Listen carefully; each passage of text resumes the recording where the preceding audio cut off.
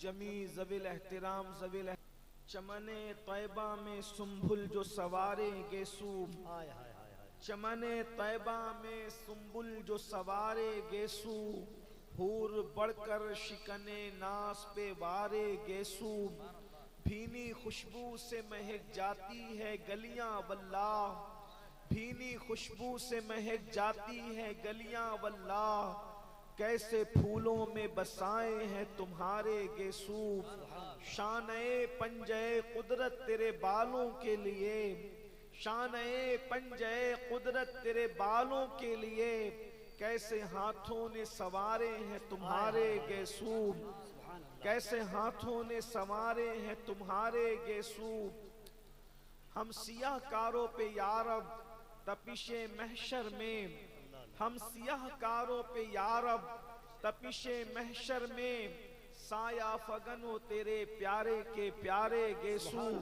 سوکھے دھانوں پہ ہمارے بھی کرم ہو جائے، سوکھے دھانوں پہ ہمارے بھی کرم ہو جائے، چھائے رحمت کی گھٹا بن کے تمہارے گیسو، اور تیل کی بوند ٹپکتی نہیں بالوں سے رضا، تیل کی بوندیں ٹپکتی نہیں بالوں سے رضا، صبح عارض پہ لٹاتے ہیں ستارے گیسو۔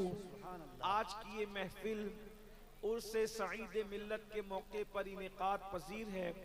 اللہ تبارک و تعالیٰ اپنے ایک نیک برگزیدہ بندے کی بارگاہ میں میری اور آپ سب کی حاضری کو قبولیت کا شرف عطا فرمائے۔ میں جانتا ہوں یہاں بیٹھنے کے لیے جگہ نہیں ہے، اس لیے کسی کو یہ کہنا کہ بیٹھ جاؤ یقیناً ان کے لیے آزمائش ہوگی، اس لیے کہ بیٹھنے کی جگہ ختم ہو گئی ہے، لیکن مجھے امید ہے کہ اس پاکیزہ محفل میں آنے والے لوگ تھوڑی دیر کھڑے ہو کر کے تو سن ہی سکتے ہیں۔ ہماری قوم کو اللہ نے بہت قوت اور طاقت عطا کی ہے، وہ نبی کے نام پر بیٹھنا بھی جانتے ہیں، نبی کے نام پہ کھڑے ہونا بھی جانتے ہیں، نبی کے نام پہ اڑ جانا بھی جانتے ہیں، نبی کے نام پہ مر جانا بھی جانتے ہیں۔ ہماری قوم سے بڑھ کر کسی قوم کے پاس یہ جذبہ ہے ہی نہیں، بلکہ میں تو اکثر لوگوں کو یہ کہتا ہوں کہ دنیا کے اندر کوئی مذہب ایسا نہیں ہے جو موت کے دن خوشی مناتا ہو سوائے مذہب اسلام کے، اور کوئی مسلک ایسا نہیں ہے جو موت کے دن خوشی مناتا ہو سوائے اہل سنت و جماعت کے۔ ہماری قوم کا جذبہ تو دیکھو، یقین تو دیکھو، کیفیت تو دیکھو، اسی لیے ہم لوگوں کو کہتے ہیں کہ موت ہمارے لیے کتنی یقین کی خوشی کا دن ہے، کتنا یقینی خوشی کا دن ہے۔ لوگوں کو پتا نہیں مرنے کے بعد کیا ملتا ہے، لیکن ہمارا یقین ہے جب ہم مرتے ہیں تو قبر میں مصطفیٰ جان رحمت تشریف لاتے ہیں اور ہمیں ان کا دیدار نصیب ہوتا ہے۔ نہ کوئی ہٹانے والا ہوتا ہے، نہ کوئی دور کرنے والا ہوتا ہے، نہ کوئی مخل ہونے والا ہوتا ہے، نہ کوئی شور کرنے والا ہوتا ہے۔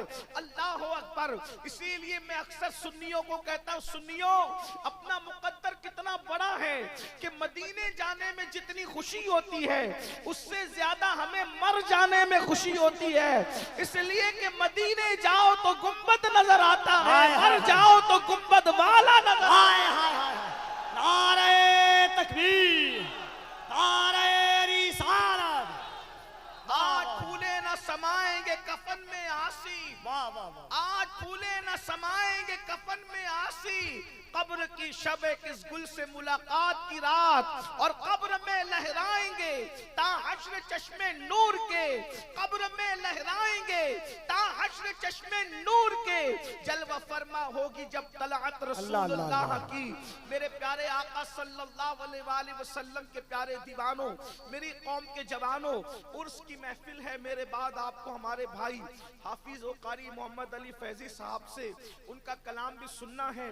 مجھے شوق ہے نعت سننے کا، کیونکہ یہ میرے مسلک کی پہچان ہے، یہ میرے مذہب کی پہچان ہے، یہ میرے مسلک کا تر امتیاز ہے، بلکہ ہمارے دادا مرشد حضور مفتی اعظم نے تو دعا کی تھی، دمے واپسی تک تیرے گیت گاؤں، دمے واپسی تک تیرے گیت گاؤں، محمد ممجد پکارا کروں میں۔ لیکن بس بات میں نے اتنی گزارش کی ملتزمین سے کہ مجھے تھوڑی دیر گفتگو کرنا ہے، میں جلدی سے گفتگو کر لوں۔ اس کی وجہ یہ ہے کہ مجھے لوگوں کو جگانے کا فن نہیں آتا، مجھے لوگوں کو ہنسانے کا فن نہیں آتا، میری گفتگو بہت ٹوٹی پھوٹی سی اور بے جوڑ جملوں پر مشتمل ہوتی ہے، اس لیے مجھے جلدی سے بلوا لو۔ اس کے بعد بھائی محمد علی فیضی کی نعت میں بھی سنوں گا اور میری قوم بھی میرے ساتھ سنے گی۔ میں بہت تھوڑے سے وقت کے لیے آپ کے پاس آیا ہوں، توجہ کیجئے گا۔ آج عرس کی محفل ہے، ہزاروں عاشقان رسول موجود ہیں، اور اس وقت ہمیں یہ طے کرنا ہے ہماری قوم کے جوانوں کی ذمہ داری کیا ہے، ہمارے قوم کی جوانوں کی ذمہ داری کیا ہے۔ اس لیے کہ یاد رکھنا، جوان بڑا قیمتی سرمایہ ہے کسی قوم کے لیے، جوان بہت اہمیتوں کا حامل ہے کسی قوم کے لیے، اس لیے کہ وہ جوان ہی ہوتے ہیں جب جوان سنور جاتے ہیں، جوان اپنے مقصد کو سمجھ جاتے ہیں، جوان جو ہے اپنے مقصد کی تکمیل پر جب آگے آنے کی کوشش کرتے ہیں تو سماج میں انقلاب آتا ہے، سماج میں تبدیلی آتی ہے، سماج اللہ اکبر عروج کی طرف جاتا ہے، ترقی کی طرف جاتا ہے، تمدن کی طرف جاتا ہے، بلندی کی طرف جاتا ہے۔ جس قوم کے جوان سنور جایا کرتے ہیں اس قوم میں انقلاب آتا ہے۔ میری قوم کے جوانوں، اپنے آپ کو پہچاننے کی کوشش کرو، اپنے مقام کو پہچاننے کی کوشش کرو، اپنی ذمہ داریوں کا احساس کرنے کی کوشش کرو۔ تم کون ہو؟ تمہیں پتا ہے تم کون ہو؟ اللہ اکبر۔ جانتے ہیں جب جوان اپنی ذمہ داری کا احساس کر لیتا ہے، میرے جملے پہ غور کرنا، علماء کی معلومات میں اضافہ تو نہیں کروں گا لیکن اس لیے ان کی توجہ چاہتا ہوں، اگر میں صحیح کہہ رہا ہوں تو یہ مجھے دعا دیں گے، میری تائید کریں گے، اور اگر غلط کہہ رہا ہوں تو میری اصلاح کریں گے۔ میری قوم کے جوانوں، آپ کیا سمجھتے ہو جوانی کو؟ اللہ کے رسول صادق و مصدوق مصطفیٰ جان رحمت صلی اللہ علیہ وآلہ وسلم فرماتے ہیں، جو جوان حرام کاری سے بچ کر اللہ کا فرما بردار بن جاتا ہے تو بعض فرشتے اس کے پیچھے ہو جاتے ہیں اور وہ بعض فرشتوں سے افضل ہو جاتا ہے۔ معصوم فرشتوں سے، بعض معصوم فرشتوں سے، فرشتے تو سبھی معصوم ہیں، ان بعض عوام فرشتوں سے اس جوان کا مرتبہ بلند ہو جاتا ہے جو جوان حرام کام کرنا چھوڑ دیتا ہے۔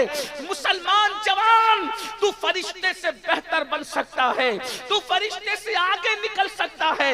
کب؟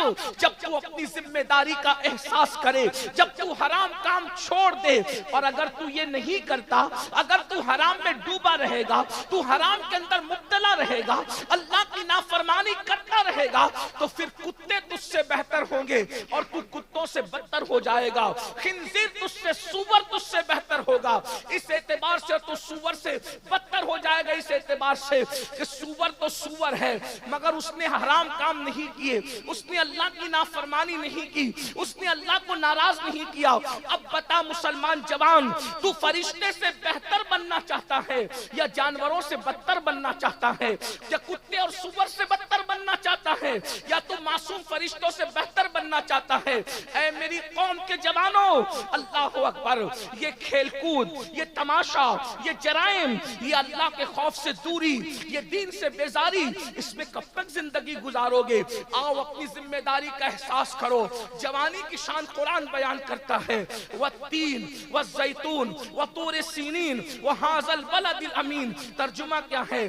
تین کی قسم، زیتون کی قسم، طور سینا کی قسم، بلد امین مکہ المکرمہ کی قسم، اور دوسرے مقام پر تفسیری ترجمہ یہ ہے، ولادت گاہ ابراہیم کی قسم، ولادت گاہ عیسیٰ کی قسم، ولادت گاہ موسیٰ کی قسم، ولادت گاہ محمد الرسول اللہ کی قسم، اور تیسرا تفسیری ترجمہ یہ ہے، صدیق اکبر کی قسم۔ تین سے مراد صدیق اکبر ہے، زیتون سے مراد فاروق اعظم ہے، طور سینا سے مراد عثمان غنی ہے، بلد امین سے مراد مولا علی ہے۔ اللہ اکبر، کیونکہ قرآن مقدس کی ایک ایک آیت کی 70 70,000 تفسیریں ہیں. اللہ اکبر. اندازہ فرمائیں اب یہ 4 قسمیں اٹھائی جا رہی ہے. اللہ رب العزت بغیر قسم کے کوئی بات کہے تو بھی اس کی بات یقینی ہے, اس کی بات حتمی ہے, اس میں شک کی گنجائش نہیں ہے. لیکن 4 قسمیں اٹھا کر کہا جا رہا ہے لقد خلقنا الانسان فی احسن تقویم. ہم نے انسان کو حسن عطا کیا, اچھی شکل میں پیدا کیا, اچھی صورت میں پیدا کیا. مفسرین کہتے ہیں لقد خلقنا الانسان فی احسن تقویم سے مراد انسان کی جوانی ہے. ثم رددناہ اسفل سافلین. جب تم نے جوانی کی قدر نہیں کی تو اللہ نے تمہیں ذلیل بڑھاپے کے گڑھے میں ڈھکیل دیا. جوانی کیوں دی گئی؟ جوانی کی شروعات 16 سال سے ہوتی ہے اور 50 سال پر آتے آتے جوانی ختم ہو جاتی ہے. کیوں عطا کی گئی جوانی؟ اس لیے تاکہ ہم اللہ کا خوف کرتے ہوئے اللہ کی خشیت کے ساتھ اللہ کی عبادت کر سکیں, اپنے آپ کو گناہوں سے بچا سکیں, حرام کاموں سے بچا سکیں. اللہ کے رسول صلی اللہ علیہ وآلہ وسلم نے جوانی کی بھی فضیلت بیان کی ہے اور جوانوں کی بھی فضیلت بیان کی ہے. اسلام میں بوڑھوں کو نظر انداز نہیں کیا گیا, لیکن جوان اور جوانوں کی فضیلت کی شان سے بیان کی گئی. سنیے اے میری قوم کے جوانوں, راتوں کو عیاشیوں میں گزارنے والے جوانوں, موبائل پر, یوٹیوب پر, فیس بک پر اپنے وقت کو ضائع کرنے والے جوانوں, اپنی اہمیت کو سمجھو. میرے آقا مصطفیٰ جان رحمت صلی اللہ علیہ وآلہ وسلم ارشاد فرماتے ہیں اپنے صحابہ سے, اے میرے صحابہ جوانوں کی عزت کرو, عزت. کیونکہ جب میں نے نبوت کا اعلان مکے میں کیا تھا تو مکے کے بڈھوں نے مجھے جھٹلایا تھا, جنہوں نے میری تصدیق کی تھی وہ یہی نوجوان لوگ. دین کو سب سے پہلے جس نے قبول کیا وہ جوان لوگ تھے. کون جوان لوگ تھے؟ سنو, اللہ اکبر. وہ 32 سال کا جوان تھا جسے دنیا عمر ابن خطاب ہے. حضرت خالد ابن ولید ہو, ابو ذر غفاری ہو, حضرت سیدنا مقداد ہو, حضرت سیدنا بلال ہو, یہ سب کے سب جوان تھے. اور پھر اللہ کے رسول علیہ الصلوۃ والتسلیم کے صحابی سعد ابن ابی وقاص فرماتے ہیں ابھی میرے چہرے پہ داڑھی کے بال بھی نہیں نکلے تھے, میں صرف 16-17 سال کا تھا کہ احد کے میدان میں حضور کے اوپر آنے والے ہر تیر کو میں اپنے سینے پر لیا کرتا تھا اور حضور مجھے تیر اٹھا کر دیتے اور میں کمان میں رکھ کر کے تیر چلاتا جاتا. اس وقت حضور مجھ سے کہتے فدا کا امی وابی یا سعد, اے سعد تجھ پر میرے ماں باپ قربان ہو جائیں, تیر چلاتا جا, تیرا نشانہ کبھی خطا نہ کرے. کہتے اس وقت میری عمر صرف 16-17 سال کی تھی. میری قوم کے جوانوں مجھے بتاؤ, بدر کے فاتحین سب جوان تھے, احد کے فاتحین سب جوان تھے, خندق کے فاتحین سب جوان تھے, اور خیبر کا فاتح تو ایسا جوان تھا کہ اس کو کبھی بڑھاپے نے گھیرا ہی نہیں, کیونکہ مصطفیٰ جان رحمت نے فرمایا لا فتح الا علی, لا سیف الا ذوالفقار. علی کی طرح کوئی بہادر جوان نہیں ہے اور ذوالفقار کی طرح کوئی تلوار نہیں. نعرہ تکبیر, نعرہ رسالت. جوانی بہت قیمتی سرمایہ ہے, لیکن ہر دور میں جوانوں کی فکر کو اغوا کرنے کی کوشش کی جاتی ہے, ہر دور میں جوانوں کی سوچ کو اغوا کرنے کی کوشش کی جاتی ہے. تھوڑی سنجیدگی کے ساتھ سوچئے, جو رسول, عزت والے رسول اپنی قوم کے جوانوں کے لیے کہے کہ جوانوں کی عزت کرو, کیونکہ بڈھوں نے جھٹلایا, عتبہ, شیبہ, یہ سب کھوسٹ لوگ تھے, انہوں نے جھٹلایا. ان بڈھوں نے رسول اللہ کو جھٹلایا. ابو جہل, ابو لہب, یہ سب بڈھے لوگ تھے, ان سب ظالموں نے جھٹلایا. اور حضور علیہ السلام کی بات کو جوانوں نے قبول کیا, اور وہ جوان لوگ کتنی مصیبت سے گزارے گئے. وہ جوان صحابہ, صحابیات, حضرت عمار بن یاسر جوانی کی دہلیز پہ قدم رکھا, مارے جاتے تھے, پیٹے جاتے تھے. بلال حبشی نے جوانی کی دہلیز پہ قدم رکھا, گلے میں رسی ڈال کر کے کھینچے جاتے تھے. احد کہتے تھے لیکن رسول اللہ کا دامن کبھی نہیں چھوڑتے تھے۔ میری قوم کے جوانوں، آج دنیا سب سے زیادہ پیچھے لگی ہے تو دنیا بھر کے مسلم جوانوں کے پیچھے لگی ہے۔ وہ جانتے ہیں پوری دنیا میں سب سے زیادہ جوان اگر کسی مذہب کے پاس ہے تو قوم مسلم کے پاس ہے، ہم سے زیادہ جوان کسی قوم کے پاس نہیں ہے۔ اور ایک بات میں آپ کو بتاؤں، دنیا کو پتا ہے جس دن ان جوانوں کو حسن مجتبی کی جوانی کا تقدس مل گیا، جس دن ان جوانوں کو حسین اعظم کی جوانی کا تقدس مل گیا، جس دن ان جوانوں کو خالد بن ولید کی جوانی کا تقدس مل گیا، جس دن ان جوانوں کو حضرت امام قاسم کی جوانی کا تقدس مل گیا، جس دن ان جوانوں کو امام علی اکبر کی جوانی کا تقدس مل گیا، جس دن ان جوانوں کو صلاح الدین ایوبی کی جوانی کا تقدس مل گیا، جس دن ان جوانوں کو طارق بن زیاد کی جوانی کا تقدس مل گیا، تو یاد رکھنا دنیا میں باطل کو قدم رکھنے کے لیے جگہ نہیں ملے گی۔ اس لیے منظم سازش کے تحت وہ ہمارے جوانوں کو امام حسین کی جوانی ملنے نہیں دینا چاہتے، امام حسن کی جوانی کے قریب جانے نہیں دینا چاہتے، طارق بن زیاد کی جوانی کے قریب جانے نہیں دینا چاہتے۔ ہمارے جوانوں کو وہ راتیں رنگین کر دینا چاہتے ہیں، وہ جرائم میں مبتلا کر دینا چاہتے ہیں، وہ شراب و شباب میں مبتلا کر دینا چاہتے ہیں۔ اے میری قوم کے جوانوں، ہم کس زبان سے تمہیں سمجھائے؟ جلسوں میں تم بہت شوق سے آتے ہو لیکن کتنے جرائم میں مبتلا ہو کر اپنی جوانی کو برباد کر رہے ہو۔ خدا کے لیے جوانی کے اندر گناہ کر کے اللہ کو ناراض مت کرو، ورنہ ایک وقت وہ آئے گا۔ اللہ اکبر۔ سید الطائفہ حضرت سیدنا جنید بغدادی فرماتے ہیں جب جوانی میں کوئی پاپ کرتا ہے، جوانی میں کوئی جرم کرتا ہے، جوانی میں کوئی اللہ کی نافرمانی کرتا ہے تو اللہ رب العزت اس کو اتنا دردناک بڑھاپا دیتا ہے، اتنا ذلیل بڑھاپا دیتا ہے، اتنا رسوا کن بڑھاپا دیتا ہے کہ بڑھاپے میں انسان موت مانگتا ہے، موت کمبل میں منہ چھپا چھپا کے روتا ہے مگر اس کو موت نہیں آتی۔ اتنا ذلیل ہوتا ہے جوانی میں پاپ کرنے والا کہ جب وہ بھیک مانگتا ہے تو لوگ اس کو بھیک نہیں دیتے۔ جن بچوں نے ماں باپ کو لات مار کے گھر سے نکال دیا، میں ان بچوں کی تائید نہیں کر رہا ہوں لیکن ذرا غور کرنا، جن کو اولاد نے لات مار کے گھر سے نکالا ہے ان کی جوانی کی اسٹڈی کرو۔ اللہ اکبر۔ آج جو مسجد کے زینے پر بیٹھ کر کے بھیک مانگ رہے ہیں ان کی جوانی کی اسٹڈی کرو۔ آپ کیا سمجھتے ہو؟ قدرت دور نہیں ہے، قدرت بہت قریب ہے، اور میرے اللہ کا اعلان ہے ان بطش ربک لشدید، تیرے رب کی پکڑ بڑی سخت ہے۔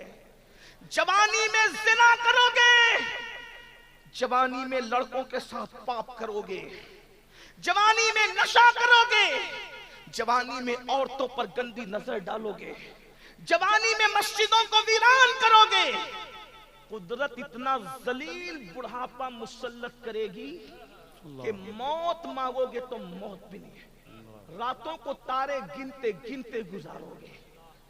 آپ کیا سمجھتے ہو گناہ کو؟ جہاں گناہ ہے وہاں فنا ہے۔ شیطان نے ہمارے جوانوں کی سوچ کو اغوا کیا، لیکن اس جوانی میں پاپ کرنے سے پہلے سوچو اگر بڑھاپا ذلیل آیا تو کیا کرو گے؟ اللہ نے بڑھاپے کے اندر لا علاج امراض میں مبتلا کر دیا تو کیا کرو گے؟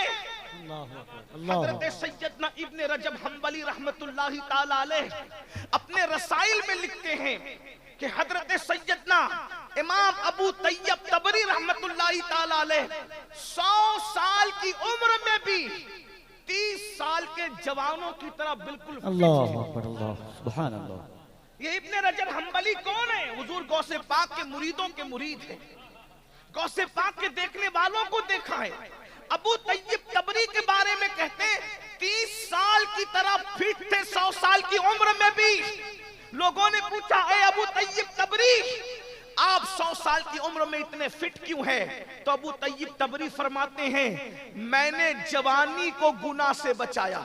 جملے پہ توجہ کریں، فرماتے میں نے جوانی کو گناہوں سے بچایا، اللہ نے مجھے بڑھاپے میں بیماریوں سے بچا کر کے رب تبارک و تعالیٰ نے صحت و قوت عطا فرمایا۔ سبحان اللہ، سبحان اللہ۔ حضرت طاؤس العلماء سید الطائفہ جنید بغدادی رضی اللہ تعالیٰ عنہ بغداد کے بازار سے گزر رہے ہیں.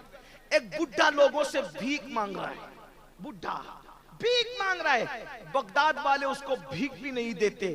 کسی نے کہا امام بغداد کے لوگ اتنے بے مروت ہو گئے, اس قدر بغداد کے لوگ بے مروت ہو گئے کہ وہ ایک بڈھے کو بھیک بھی نہیں دیتے. حضرت جنید بغدادی نے فرمایا بیٹا جا کر کے اس بڈھے کی زندگی کی تحقیق کر لو, ضرور اس بڈھے نے جوانی میں اللہ کی نافرمانی کی ہوگی, تب اللہ نے اس کو اتنا ذلیل بڑھاپا مسلط کیا کہ آج اس کو کوئی بھیک دینے کے لیے تیار نہیں. میں نے پہلے ہی کہا تھا کہ طویل گفتگو نہیں کروں گا, بس میں اپنی گفتگو سمیٹ رہا ہوں, توجہ سے سن لو تھوڑی دیر. مجھے پتا ہے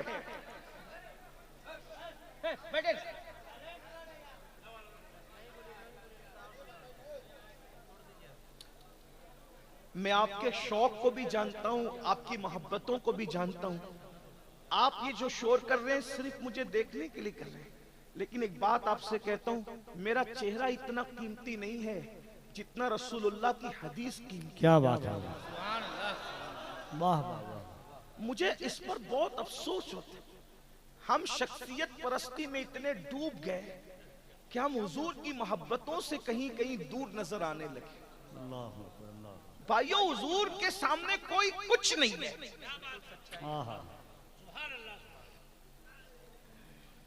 اگر آپ حضور سے زیادہ کسی سے محبت کرتے ہیں تو آپ مومن نہیں ہیں, اور اگر آپ سب سے زیادہ حضور سے محبت کرتے ہیں تو پھر آپ کو کسی کا چہرہ دیکھنے سے زیادہ حضور کے حدیث کا خیال ہونا چاہیے, حضور علیہ السلام کے فرمان کا خیال ہونا چاہیے. یہی تو رونا ہے ہم اہل سنت میں. ہم عشق کے دعوے دار ہیں لیکن حضور کے عشق میں ہم کمزور ہوتے جا رہے ہیں. ہم نے دوسری شخصیتوں کو پتہ نہیں کتنے بڑے بڑے بت بنا کر کے اب ان کی طرف توجہ کرنا شروع کر دیا, حالانکہ اللہ کی عزت کی قسم فاروق اعظم جیسی ہستی نے جب کہا کہ میں اپنی جان کے علاوہ سب سے زیادہ آپ سے پیار کرتا ہوں, تو رسول اللہ نے ان کے لیے کہا تھا ابھی تو کامل مومن نہیں ہوا. بے شک بے شک بے شک, کیونکہ ابھی تو اپنی جان سے زیادہ مجھ سے پیار نہیں کرتا, لیکن جب تربیت کے مراحل پورے ہوئے اور فاروق اعظم پر نظر پڑی تو فاروق اعظم جب فنائیت کی منزل پر پہنچے تو کہا یا رسول اللہ اب اپنی جان سے زیادہ آپ سے پیار کرتا ہوں. تو میرے نبی نے فرمایا آج تیرا ایمان مکمل ہو گیا. میرے امام کہتے ہیں اللہ کی سرتاب قدم شان ہے یہ, انسان ہی انسان وہ انسان ہے یہ. قرآن تو ایمان بتاتا ہے انہیں, ایمان یہ کہتا ہے میری جان ہے یہ. سبحان اللہ. بھائیو ہم لوگ کوئی اسٹار لوگ نہیں ہیں, ہم لوگ کوئی نچنیے لوگ نہیں ہیں, ہم حضور کے فقیر ہیں. ہمیں جو عزتیں ملی ہے وہ صرف حضور کے ذکر کی وجہ سے. اور آپ کو بھی یہی سکھانا چاہتے ہیں کہ دنیا میں احترام کے قابل ہیں جتنے لوگ, دنیا میں احترام کے قابل ہیں جتنے لوگ, میں سب کو مانتا ہوں مگر مصطفیٰ کے بعد. سبحان اللہ. واہ واہ. تھوڑی دیر اپنے نبی کا فرمان سن لو. ہمارے یہ چہرے اتنے قیمتی نہیں ہیں. اگر اللہ رحم کرے تو رحم کرے, اور اللہ نہ کرے اگر اس کا رحم نہ ہو تو اسی چہرے کو قبر کے کیڑوں نے کھانا ہے. ہماری اوقات کیا, ہماری حیثیت کیا ہے. تھوڑی دیر اطمینان سے سنو. میں بیٹھنے کے لیے نہیں کہہ رہا ہوں کیونکہ میں نے پہلی کا بیٹھنے کو جگہ نہیں ہے, لیکن تھوڑی دیر سنو. بہت اچھے سے سن رہے ہو. اللہ سلامت رکھے میرپور والوں, اللہ تعالیٰ آپ سب کو سلامت رکھے. کیا عرض کر رہا تھا کہ جوانی کو اگر غلط استعمال کرو گے تو بڑھاپا اتنا دردناک مسلط کرے گا. اللہ میں نہیں کہہ رہا ہوں, صوفیہ کہہ رہے ہیں, بزرگان دین کہہ رہے ہیں, تارے گنتے لوگ, اور جو جوانی میں پاپ نہیں کرتے اللہ کی عبادت کرتے ہیں ان کا بڑھاپا بہت خوبصورت گزرتا. میں 2-3 گناہ کا ذکر کر کے نتیجہ پیش کر کے بات پوری کر رہا ہوں. آج سب سے بڑا گناہ جو ہمارے سماج میں ہو رہا ہے, سب سے بڑا گناہ جو اللہ کے نزدیک ہے, وہ ہے بے نمازی پن. ہم نماز نہیں پڑھتے. نماز نہ پڑھنا کیا ہے؟ ज़िना से भी बड़ा गुनाह है नमाज को छोड़ना, اللہ कत्ल से भी बड़ा गुनाह है नमाज को छोड़ना। लेकिन हमारे कानों पे जू नहीं रही। हम किसी को कत्ल करने से डरते हैं, डरना भी चाहिए, लेकिन हम नमाज छोड़ने से नहीं डरते। डरने से नमाज छूट रही है। बल्कि मैं तो ये रोना रोता हूँ अक्सर हर जगह। मैं तो यही कहता हूँ कि काश कि हम सब मिलकर हमारी कौम की नमाज पर ही मेहनत करें, क्योंकि जिस दिन मेरी कौम नमाजी बनेगी उस दिन ये सारे जराइम और गुनाह बुराइयां और इस्लाही माशरा के जलसे की जो वो जरूरत ही खत्म हो जाएगी। क्यों? क्योंकि नमाज से बढ़कर मुआशरे की इस्लाह के लिए कोई नुस्खा हमारे पास नहीं है।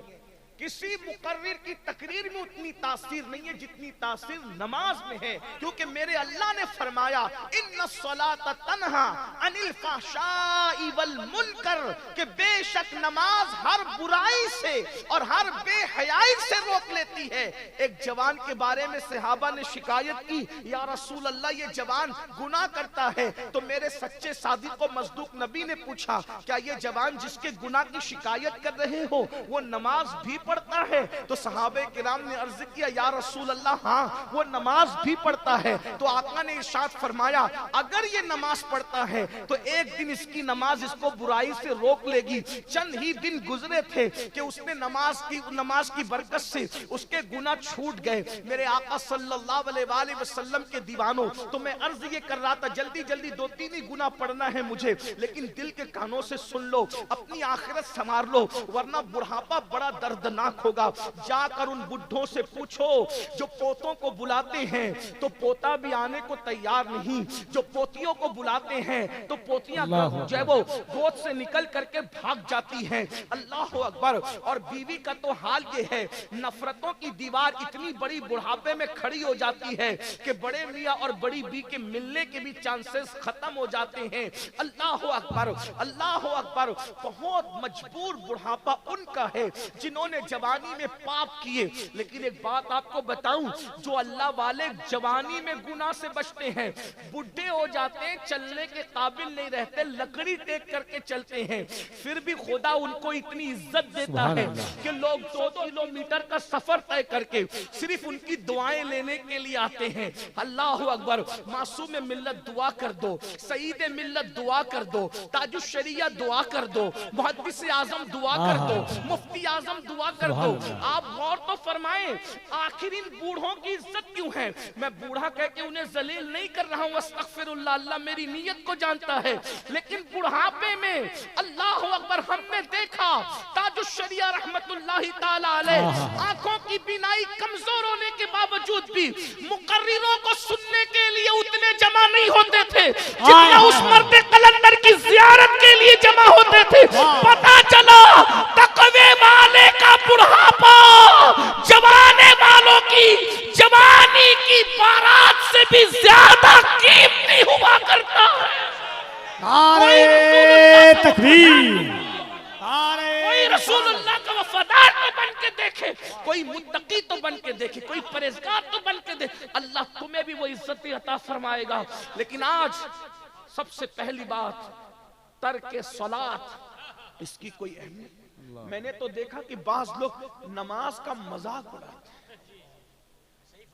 अल्लाह के सच्चे रसूल सादिक व मज़दूक सल्लल्लाहु अलैहि वसल्लम फरमाते हैं, अला ला दीना ला सलात, और कमा क़ाल अलैहिस्सलातु व तस्लीम, उसका दीन नहीं है जिसकी नमाज नहीं है। और नमाज छोड़ने का गुनाह इमाम गज़ाली रहमतुल्लाह अलैह कीमिया सआदत में नक़ल करते हैं। एक औरत आई, बहनें भी मौजूद है, मर्दों से ज्यादा कमजोरी नमाज के मामले में औरतों की है। औरतें तो नमाज पढ़ती नहीं, सीरियल फिल्में ये वो अनाप शनाप, अस्तगफिरुल्लाह अल-अयाज़ु बिल्लाह। नमाज की अहमियत गई, खत्म हो। बल्कि अब तो जितनी जलसों की अहमियत है उतनी अहमियत भी नमाज की नहीं। आप बुरा नहीं माने तो इतना जरूर कहूंगा, आते हैं तो इशा पढ़े बगैर आते हैं, जाते तो फजर से पहले ही सो जाते हैं। मेरे भाई, करबला वालों की मुखालफत कर रहे हो तुम लोग, یزید نام یزید کے ساتھ یزیدیت کر رہا تھا. اگر جان بخشی کر دے تو میں یہ جملہ ضرور کہوں گا. میرپور والوں اگر آئندہ نہ بلانا تو شوق سے نہ بلانا، لیکن یہ ضرور کہوں گا وہ یزید کہلا کر یزیدیت کو زندہ کر رہا تھا اور تم حسینی کہلا کر کے یزیدیت کو زندہ کر رہے ہیں. حسینیت کے لبادے میں بے نمازیوں تم سے بڑا یزیدی کردار کو زندہ کرنے والا کون ہے؟ میں تمہیں یزیدی نہیں کہہ رہا ہوں، نہ کبھی کہہ سکتا ہوں، کبھی یہ جرت نہیں ہے، لیکن کردار یزید کو زندہ کر رہے ہو، کیونکہ یزید اور کیا چیز کا نام ہے. امام حسین نماز بچانے کے لیے جان دے اور حسین پاک کے جلسے میں نماز کے بغیر آتے ہو اور نماز پڑھے بغیر سو جاتے ہو، بلکہ جلسے کی تیاری میں کئی نمازیں چھوڑ دیتے ہو، مہمانوں کی خدمت میں کئی نمازیں چھوڑ دیتے ہو. مجھے بتاؤ تو صحیح، اللہ کے رسول حالت جنگ میں بھی نماز نہیں چھوڑ رہے ہیں اور ہم جلسے کی تیاری کے لیے. حضور نے احد میں اعلان کیا تھا جو جہاں گئے وہیں کھڑے رہ کر کے نماز پڑھے. خالد بن ولید سے کسی نے پوچھا خالد تم نے تو مسلمانوں کا اتنا نقصان کیا پلٹ کر آنے کے بعد، ایک بڑی تاریخ ہے احد کی، لیکن آ گئی تو وہ بھی سن لیں. 50 صحابہ کو جوانوں کو حضور نے ایک درے پر کھڑا کیا. اس درے پر جب وہ کھڑے ہوئے، اس چھوٹی سی پہاڑی کا نام ہے جبل روما. غور سنیے گا، یہ جو رونا رو رہے ہو نا فلسطین اور چچینیا اور بوسنیا اور کشمیر اور یہ اور وہ جو رونا رو رہے ہو نا، اس کا علاج پیش کریں. میری عادت میں کوشش کرتا ہوں کہ مرض کا رونا رونے کی بجائے علاج پر بات زیادہ کی جائے، کیونکہ درد بھری باتوں سے مسائل کا حل نہیں. یہ رافضیوں کا طریقہ ہے سینہ پیٹنا کہ قتل کیوں ہوا، وہ ابھی تک پیٹی رہے. یہ حال ہے. ہم لوگ پیٹنے والے نہیں ہیں، ہم لوگ کہتے ہیں کہ شہادت جو بھی ہے وہ ہم لوگوں کے لیے ایک تحریک ہے، ایک انقلابی لاہ عمل ہے. تو رونا بہت زیادہ نہیں رویا کرو، علاج ڈھونڈو. اس درے پر 50 صحابہ کو عبداللہ ابن زبیر نہیں بلکہ جبیر، جیم سے جبیر. تھوڑا سا آج کل ہمیں تلفظ پر دھیان دینا پڑتا ہے، ورنہ کفیل بھائی تھوڑا پھر لقمہ دیں گے تو پھر پریشانی. الحمدللہ ہم غوث پاک کے غلام، سبحان اللہ. 12 اور ہم تو کوئی فن لے کر بھی نہیں آتے، ہم کوئی فنکار بھی نہیں. غوث پاک کے فقیر ہیں اور بس وہی لاج رکھتے ہیں. کیا بات ہے، اور انہی کے ہاتھ لاج ہے. تیرے ہی ہاتھ لاج ہے یا پیر دستگیر، سبحان اللہ. ہم تیرے دستگیر ہیں یا غوث. سبحان تیرے اللہ. ہاتھ کے نیچے مرشد، یہاں بھی لاج آپ کیا، وہاں بھی لاج. بے شک. بہرحال عبداللہ ابن جبیر، عبداللہ ابن جبیر کو 50 صحابہ دے کر کے کہا کہ اگر حضور کا فرمان سن، اگر ہم کٹ رہے ہوں تو بھی تم نے نیچے نہیں آنا، اور اگر ہم جنگ جیت چکے ہوں تو بھی تم نیچے نہیں آنا. وہ کھڑے ہو گئے اور احد میں صحابہ نے وہ جواں مردی دکھائی کہ چند منٹ کے اندر وہ نامردوں کو بھاگتے بنی جو آئے تھے مصطفیٰ جان رحمت کو ختم کرنے کے لیے. جنہوں نے اسلام کیا ان کے لیے یہ جملہ نہیں ہے، جو مر گئے ان کے لیے. وہ ایسی نامردی دکھائی کہ بھاگے وہ، اور جب بھاگے تو جو 50 صحابہ تھے انہوں نے اکثر نے اجتہاد کیا. کیا اجتہاد یہ کیا کہ جنگ ختم ہو گئی، چلو نیچے. ابن جبیر نے کہا نہیں، حضور نے منع کیا. اللہ اللہ اللہ. آقا نے جب تک ہمیں نہیں بلایا تب تک ہم نے نہیں جانا. کہا حضور نے حالت جنگ میں منع کیا تھا نیچے اترنے کو، جب جنگ ختم ہی ہو گئی ہے تو پھر رکنے کا مطلب کیا ہے؟ بہت روکا ابن جبیر، نہیں رکے. ان میں سے اکثر اتر گئے. ایک تاریخی روایت کے مطابق 12 یا 14 جوان بچے، باقی سب نیچے اتر آئے. جب ان سے وہ درہ خالی دیکھا، جب وہ پہاڑ کا وہ خالی دیکھا تو وہ حضرت خالد ابن ولید پلٹ کر آئے اور حملہ کیا، اور مسلمانوں کے جو قدم اکھڑے ہیں، پھر اسی کے بعد حضرت امیر حمزہ کی شہادت، حضرت سیدنا اللہ اکبر مصعب ابن عمیر کی شہادت، عبداللہ ابن جہش کی شہادت، حضرت شماس کی شہادت. حضرت شماس وہ صحابی اللہ اکبر کہ حضور پر وہ آس پاس گھوم کر تیر اپنے سینے پہ لیتے تھے. 70 صحابہ، حضرت حنظلہ کی شہادت، غسیل الملائکہ حضرت سیدنا حنظلہ رضی اللہ تبارک و تعالیٰ کی شہادت. اور پھر یہ کیوں ہوا؟ یہ کیوں 70 جانے گئی؟ 70 کیوں؟ حضور کے ایک فرمان پہ عمل نہیں ہوا. 70 جانے. میری قوم کے جوانوں ذرا غور کرو، حضور کے ایک فرمان پہ، نہ میں اس کو خطا کہہ رہا ہوں نہ غلطی کر رہا ہوں، کچھ صرف یہ کہہ رہا ہوں، ایک فرمان پر عمل نہیں ہوا. کس سے؟ صحابہ. روئے زمین پر اصحاب رسول سے بڑی انبیاء کے بعد کوئی قوم ہی نہیں. مقام نبوت کے بعد سب سے بڑا منصب اگر کوئی ہے تو وہ اصحاب مصطفیٰ کا. اس لیے کہ انہوں نے اپنی آنکھوں سے مصطفیٰ جان رحمت کا دیدار کیا. بھائیو، جن زلفوں کا ذکر کر کے ہم مچل رہے ہیں، انہوں نے ان زلفوں کو مصطفیٰ جان رحمت کے کندھوں پر لہراتے ہوئے دیکھا ہے. جن آنکھوں کا تذکرہ کرتے ہوئے ہماری آنکھوں میں آنسو ہے، انہوں نے ان مذاق آنکھوں کو اپنی آنکھوں سے دیکھا ہے. جس چہرے بددعا پر ہم قربان ہونے کی بات کرتے ہیں، اس رخ بددعا کو انہوں نے بار بار دیکھا ہے.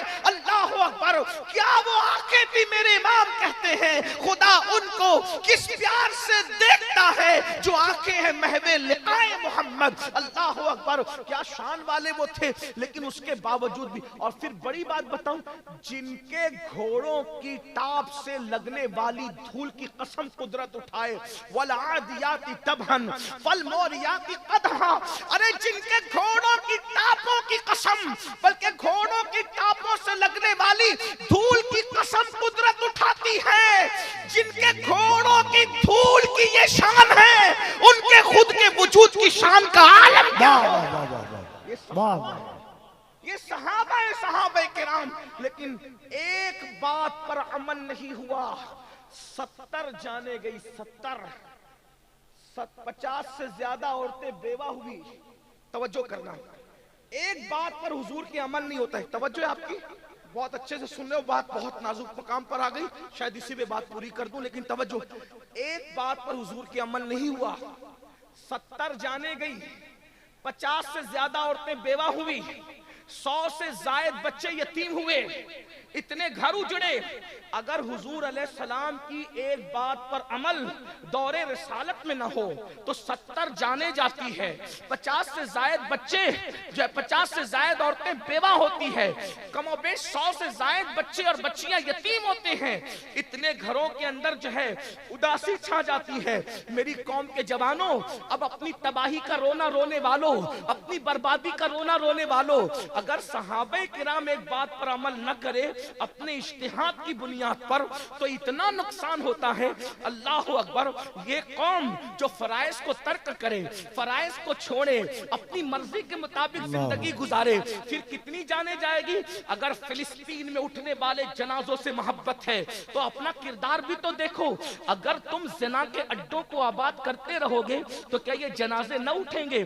آپ سے پوچھتا ہوں، بظاہر عمل کس نے نہیں کیا تھا؟ جنہوں نے عمل نہیں کیا تھا ان کی جانیں تو اکثر کی محفوظ رہی، لیکن دوسرے بزرگ شہید ہوئے نا. تو کہیں ایسا تو نہیں اگر فلسطین میں میرے کسی بھائی کا جنازہ اٹھ رہا ہے تو وہ میرے کسی جوان کے زنا کی نحوست تو نہیں ہے، تاش کے پتوں کی نحوست تو نہیں ہے، مسجدوں کو ویران کرنے کی نحوست تو نہیں ہے. اللہ اکبر. اگر نوجوان عورتیں پوری دنیا کے اندر بیوہ ہو رہی ہے تو کہیں وہ ہمارے جرائم کی نحوست تو نہیں ہے.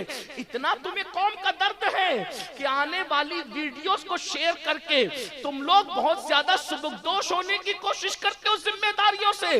کبھی سوچا کہیں میرے گناہ میری قوم کی تباہی کا سبب تو نہیں بن رہے ہیں؟ اللہ اکبر، رب کو کیا منہ دکھاؤ گے؟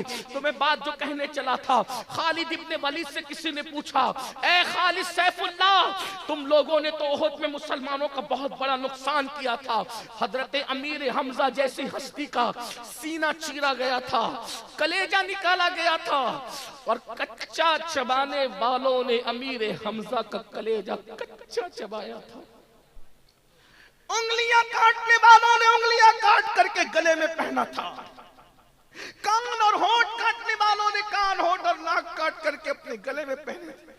کتنی قربانیاں دی گئی جب یہ دین ہم تک پہنچے۔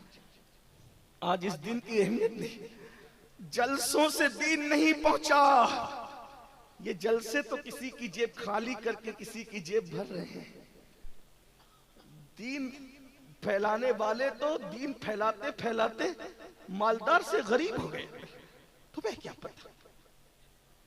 بہت جانے گئی میرے بھائی، بہت عورتوں کا سہاگ لوٹا ہے، بہت عورتوں کا سہاگ، بہت بچے بیوہ ہوئے ہیں، بہت گھروں میں چراغ بجھے تب دین کا چراغ روشن ہوا ہے۔ ارے خود اوروں کا گھر تو جانے دو، خود اللہ کے رسول کا جو گھر تھا اس کا کیا حال تھا؟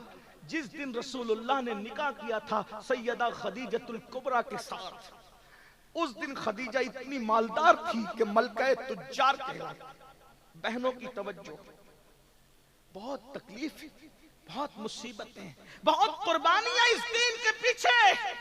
آج لوگ دین کی خدمت کرتے کرتے غریب مالدار ہو رہے ہیں، لیکن یہ اس دور کی بات ہے جب مالدار لوگ دین کی خدمت کرتے کرتے غریب ہو رہے ہیں۔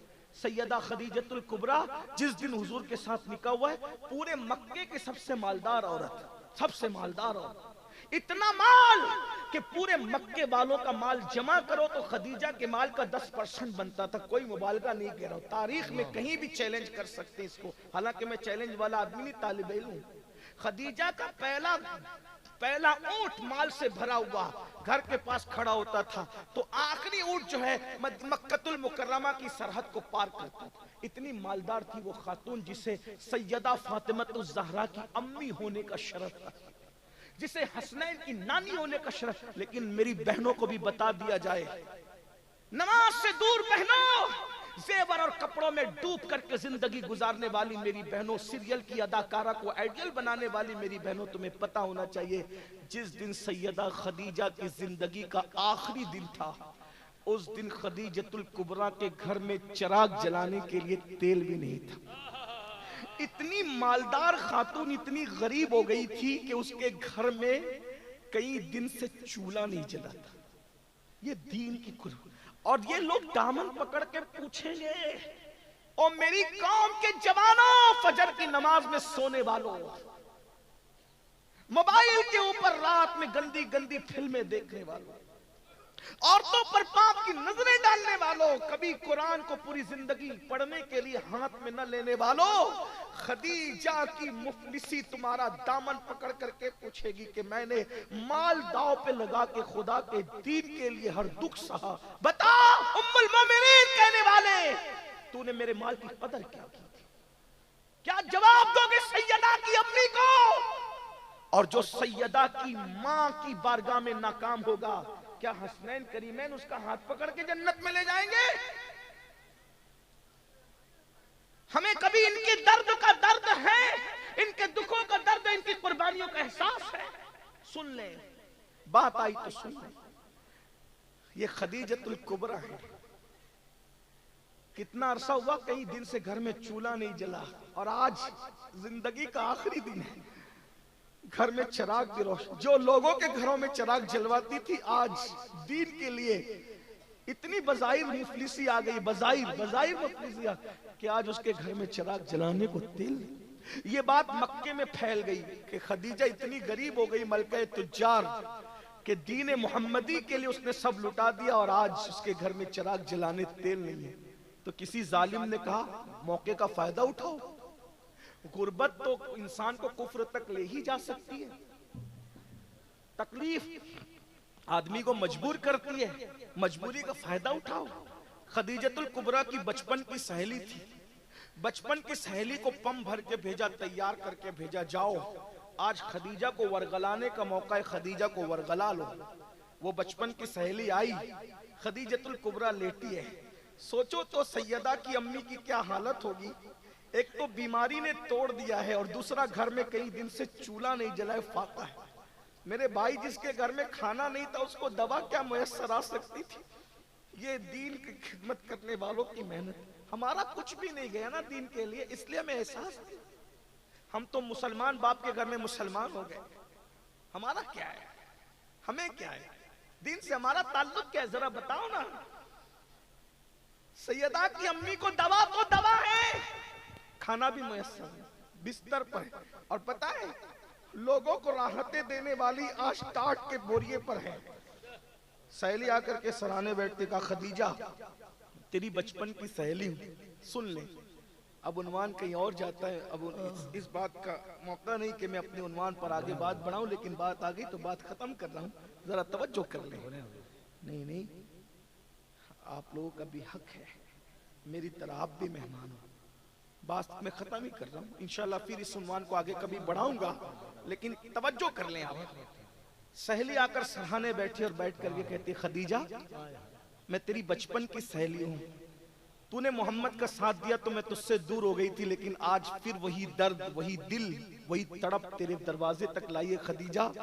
میں نے سنا ہے کئی دن سے تیرے گھر میں چولہا نہیں جلا، تجھے بددعا لگ گئی ہے ہمارے معبودوں کی، بتوں کی بددعا، لات و حبل کی بددعا لگ گئی، تو نے محمد کا ساتھ دیا نا بتوں کی مخالفت میں، تجھے بددعا لگ گئی۔ دیکھ اتنی مالدار تھی غریب ہو گئی، کیا دیا محمد عربی نے تجھے؟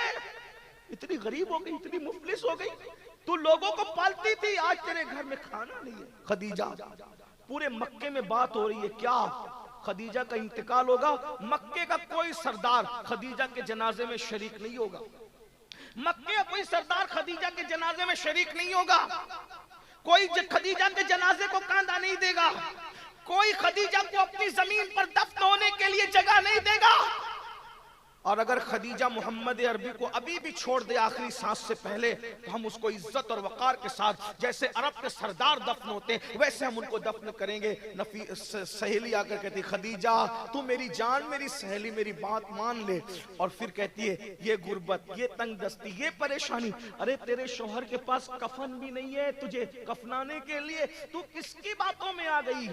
سیدہ خدیجۃ الکبریٰ کل ایمان کی ساس، سیدہ کائنات کی والدہ، سرداران جنت کی نانی، سیدہ آمنہ خاتون کی بہو، سید العالمین کے نکاح میں سب سے پہلے آ کر ان کے حرم کو آباد کرنے والی ہم سب کی پہلی ام المومنین، جس کو عرش سے خدا سلام نازل کرے، وہ خدیجۃ الکبریٰ ہے۔ تمہارے نزدیک تو کپڑے اور زیور سبھی ہے نا، لیکن یہاں مرتبہ تو دیکھو، ہے کائنات کی کوئی ایسی عورت جس کے لیے عرش سے سلام آتا، اگر وہ ہے تو وہ سیدہ کی امی ہے، سیدہ خدیجۃ الکبریٰ۔ جب سہیلی کی بات سنی، طاقت نہیں تھی اٹھنے کی، مگر پوری قوت ایمانی نے پھر سہارا دیا، اٹھ کے بیٹھ گئی اور سہیلی کی آنکھوں میں آنکھیں ڈال کے کہا کیا بک رہی ہو؟ لاتو حبل کی بددعا مجھے لگے گی؟ ارے جو اپنے ناک پر بیٹھی ہوئی مکھی کو نہ ہٹا سکے ان کی بددعا مجھے کیا لگے گی؟ جو بولنا نہ جانتے ان کی بددعا، اور تو کہتی ہے کہ محمد عربی نے کیا دیا؟ ارے مجھے اتنا بڑا بنا دیا کہ محمد عربی کا خدا مجھے آسمان سے سلام بھیجتا ہے۔ اس سے بڑا مرتبہ کسی عورت کا ہو تو بتاؤ۔ کائنات کی ام المومنین بنا دیا مجھے۔ ارے 2 مرتبہ بیوہ ہونے والی کو جس نے ام المومنین کائنات کے لیے بنایا، اس سے بڑا مرتبہ کیا چاہیے؟ اور سن میری سہیلی، تو کہہ رہی ہے کہ میں نے نادانی اور بے خبری میں محمد کا کلمہ پڑھا، شوہر کی محبت میں پڑھا، میں نے ہمدردی میں پڑھا، میں نے مربت میں پڑھا۔ سن لے جملہ غور کرے خدیجۃ الکبریٰ کا، عقل و خرد نے کروڑوں مرتبہ میرے طلبوں کو بوسہ دیا تھا، تب کہیں جا کر میں نے محمد الرسول اللہ، اور تو کہتی میں چھوڑ دوں؟ اور سن، جا کر ان مکے کے گنڈوں سے کہہ دینا وہ مجھے کاندھا نہیں دیں گے، مجھے ان کے کاندھوں کی ضرورت بھی نہیں ہے، مجھے آخری نبی کا کاندھا کافی ہے۔ اور اگر وہ مجھے کاندھا نہیں دیں گے تو فرشتے آئیں گے کاندھا دینے کے لیے، کیونکہ میرا شوہر مخدوم ملائکہ ہے۔ ملائکہ جس کے خدام ہے، میرے شوہر کی شان یہ ہے، مجھے فرشتے کاندھا دینے کے لیے آئیں گے۔ اور اگر مکے کی زمین میں مجھے دفن نہیں کرنے دیا گیا تو مجھے زمین غیرت میں دفن کیا جائے گا۔ میری سہیلی تو مجھے کیا ورغلانے آئی ہے؟ یہ بات ہو رہی تھی، اتنے میں حضور آ گئے۔ سہیلی کے ساتھ تنہائی میں یہ بات، اتنے میں حضور آ گئے۔ آقا نے سیدہ خدیجہ کے سر پہ ہاتھ رکھا اور ہاتھ رکھ کے پوچھا، خدیجہ کیسی ہو؟ خدیجہ ہے نام میں ان کے اتنا اثر، جی اٹھتے مردے بھی سن کر، وہ حال اگر خود ہی پوچھیں بیمار کا عالم کیا ہو۔ سیدہ خدیجہ کے سر پہ ہاتھ رکھ کے پوچھا، خدیجہ کیسی ہو؟ قربانی دیکھو دین کے لیے، قربانی دین کے لیے، قربانی، یہ دین ایسے نہیں پھیلا، قربانی۔ سیدہ خدیجہ نے کہا، آقا مجھے تو اللہ کو سونپ دے، اللہ کے بھروسے مجھے چھوڑ دے، میری خیریت آپ مت پوچھئے۔ جتنی دیر تک آپ مجھ سے باتیں کریں گے اتنا دیر جا کر آپ اللہ کے دین کو ٹائم اور وقت دیجئے۔ جتنا وقت میرے ساتھ باتوں میں گزرے گا، اگر اتنا ٹائم آپ نے لوگوں کو سمجھانے میں دیا تو پتہ نہیں اتنے وقت میں کتنے کافروں کو آپ مسلمان بنا کر جہنم سے نکال کے جنت میں داخل کر۔ مجھے چھوڑ دی، مجھے آپ وقت نہ دیں، مجھے اللہ کے بھروسے کر دیں، میں اللہ کے بھروسے ہوں، آپ جائیے اللہ کے دین کا کام کی۔ یہ ہے دین کی خدمت، یہ ہے محنت رسول اللہ کے گھر والوں، حضور کی اصحاب کی، حضور کی ازواج کی، حضور کی آل کی، یہ محنت ہے، اس محنت سے دین پھیلا۔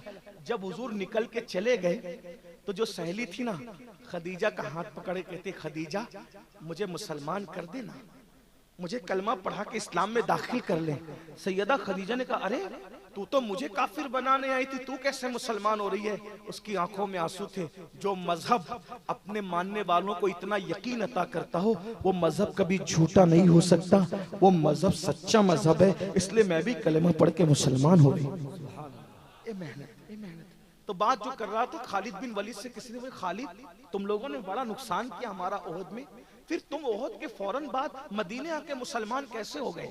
تو خالد بن ولید کہتے ہیں، میں نے احد میں ایک منظر دیکھا، جب نماز کا وقت آیا تو رسول اللہ کی طرف سے اعلان ہوا، جو جہاں ہے وہیں نماز پڑھو۔ تو ہر مسلمان وہیں کھڑے ہو کے نماز پڑھ رہا تھا۔ ہم نے سوچا مسلمان کے ہاتھ بند گئے نماز میں، اب ان کو قتل کرنا آسان ہے، لیکن ہم نے دیکھا جیسے کوئی تلوار اس نمازی پہ اٹھاتا، اس تلوار کے اٹھنے سے پہلے غیبی تلوار آتی اور اس کو کاٹنے والے کو کاٹ دیتی۔ نمازی پر حملہ نہیں ہو سکا۔ ہم سمجھ گئے یہ مذہب باطل نہیں ہے، حق ہے، اور خالد کلمہ پڑھ کے مسلمان ہو گئے۔ تو جو میں بات لے کر چلا تھا کیمیائے سعادت کی، اس کو سن لے، پوری ہوتی ہے بات۔ امام غزالی لکھتے ہیں، ایک عورت تھی موسیٰ علیہ السلام کے پاس آئی، کہنے لگی، اے موسیٰ میرے لیے دعا کر دے، اللہ مجھے بخش دے، میری مغفرت کر دے۔ موسیٰ علیہ السلام نے کہا، تو نے گناہ کیا کیا؟ اس نے کہا، گناہ بہت بڑا ہوا، اس کو چھوڑ دیں، لیکن آپ دعا کر دیں۔ کہا، پہلے بتا تو گناہ کیا ہوا؟ اس نے کہا، میں نے زنا کروایا، منہ کالا کیا، اور زنا کی وجہ سے پھر مجھے بچہ پیدا ہوا، تو میں نے بچے کو قتل بھی کیا۔ ایک تو زنا کیا اور زنا کے بعد بچے کو قتل بھی کیا۔ موسیٰ علیہ السلام پہ اللہ کا خوف طاری ہوا کہ تو جلدی یہاں سے نکل، تیری وجہ سے عذاب نہ جائے۔ وہ عورت چلی گئی، حضرت جبریل علیہ السلام آئے، اللہ کا سلام پیش کیا، کہا، اے موسیٰ آپ نے اس عورت کو کیوں نکال دیا؟ تو حضرت موسیٰ علیہ السلام نے کہا، جبریل اس نے کتنا بڑا جرم کیا، کتنا بڑا پاپ کیا، اس سے بڑا پاپی کوئی ہو سکتا ہے؟ جبریل علیہ السلام نے کہا، ہاں اے اللہ کے کلیم، اس سے بڑے پاپی بھی ہے جن کو اللہ اس سے بڑا عذاب دے گا۔ کہا، وہ کون ہے؟ کہا، جو جان بوجھ کے نماز چھوڑ دیتا ہے، وہی زانیہ اور قاتلہ عورت سے بھی بدترین ہے، اور اس کو جو عذاب دیا جاتا اس سے بڑھ کے عذاب ان کو دیا جائے گا جو ایک وقت کی نماز جان بوجھ کر چھوڑیں گے۔ جو ایک وقت کی نماز جان بوجھ کر چھوڑ دے، قتل اور زنا سے بڑھ کر ان کو عذاب ملے گا۔ تو جو پانچوں وقت نماز نہیں پڑھتے، فجر میں مسجد نہیں جاتے، ظہر میں نہیں جاتے، گھوم رہے ہیں، اپنی مرضی سے چل رہے ہیں، میرے بھائیوں مرنا ہے، ایمان پہ مرنا چاہتے ہو، ایمان سلامت لے جانا چاہتے ہو، نماز کی پابندی کرو، نمازیں پڑھو، گناہ چھوڑو۔ اللہ کے رسول علیہ السلام فرماتے ہیں، جو جوان، ایک حدیث ہے، جمع الجوامع کی روایت ہے، آقا ارشاد فرماتے ہیں، جب کوئی جوان صبح صبح کی نماز پڑھتا ہے اللہ اس جوان کو بوڑھوں پر ایسی فضیلت عطا کرتا ہے جیسے عوام کو اللہ نے عوام پر رسولوں کو جیسی فضیلت عطا فرمائی ہے، مرسلین کو عوام پر جیسی فضیلت عطا فرمائی ہے، صبح کی نماز پڑھنے والے جوانوں کو اللہ بوڑھوں پر ایسی ہی فضیلت عطا فرماتا ہے۔ رسولوں جیسی فضیلت جوانوں کو ملتی ہے صبح کی نماز کی برکت سے، یہ ہے جوانی کی عبادت۔ لیکن افسوس میرے بھائی، آپ یہ مت سوچنا کہ امین القادری آپ سے یہ کہہ رہا ہے انجوائے نہ کریں، کھائیں نہیں، پیے نہیں، پکنک نہ کریں، ایسی بات نہیں، سب انجوائے کرو، بھرپور انجوائے کرو، حرام کام مت کرو۔ بس باغ گھومنے جاؤ، حرام کام مت کرو، نعتیں سنو، گانے مت سنو، درود شریف پڑھو، غیبت مت کرو، چگلی مت کرو، کسی عورت پر پاپ کی نظر مت ڈالو، کیونکہ اللہ کے رسول کا دیدار انہی آنکھوں سے کرنا ہے قبر میں۔ جو آنکھیں حضور کو دیکھنے والی ہے وہ آنکھوں سے کسی عورت پر پاپ کی نظر کیسے ڈال سکتے ہو؟ آپ کو حیرت ہوگی یہ جب میں سنتا ہوں کہ مسلم جوان لڑکے پکچر دیکھتے ہیں زنا والی، تو مجھے یاد آتا ہے حضرت سلمان فارسی کہا کرتے تھے کسی کی ران پہ نظر ڈالنا مجھے مشکل لگتا ہے، 70 مرتبہ مرنا مجھے آسان لگتا ہے، لیکن کسی کی ران کو ایک مرتبہ دیکھنا مجھے مشکل لگتا ہے، کیونکہ 70 مرتبہ مرنے میں وہ تکلیف نہیں ہے جتنا کسی کی ران کو ایک مرتبہ دیکھنے سے عذاب ہوگا۔ جب ران دیکھنے پہ یہ عذاب ہے تو سوچو جو زنا دیکھتے ہیں ان پر کیا عذاب ہوگا، ان کے ایمان کا کیا بنے گا، ان کی قبر کا کیا بنے گا، ان کی حشر کا۔ توبہ کرو، بدلو۔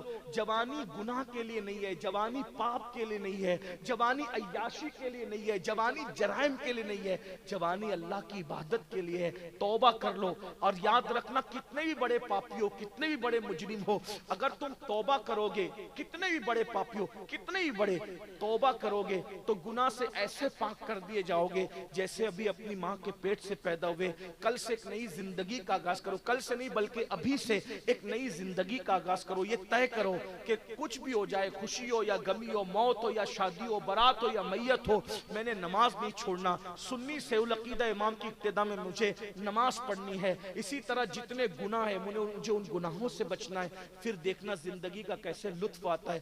آج آپ لوگ کہتے ہو مولانا سب کچھ ہے مگر سکون نہیں ہے، کیوں نہیں ہے؟ سب کچھ ہے، سکون نہیں ہے کیونکہ گناہ کرتے ہو، اور گناہ سے سکون ختم ہوتا ہے، بربادی ہے، تباہی ہے۔ اس لیے آئیے اللہ کو منائیے، اللہ کو راضی کیجئے۔ رجب کا گزر رہا ہے، اس کے بعد شعبان کا مہینہ ہوگا، اس کے بعد رمضان المبارک کا برکت والا، رحمت والا اور موسم بہار والا، نیکیوں والا مہینہ آئے گا۔ روزوں کا اہتمام کیجئے، جوانی کو حرام کام سے بچ کے گزاریے، آپ کا بڑھاپا بادشاہوں سے بھی زیادہ خوبصورت ہوگا انشاءاللہ۔ اللہ تعالیٰ ہم سب کو توفیق بخشے۔ گفتگو کے درمیان اگر کوئی غلطی ہو تو اللہ تعالیٰ معاف کر دے۔ استغفر اللہ ربی من کل ذنب و اتوب الیہ۔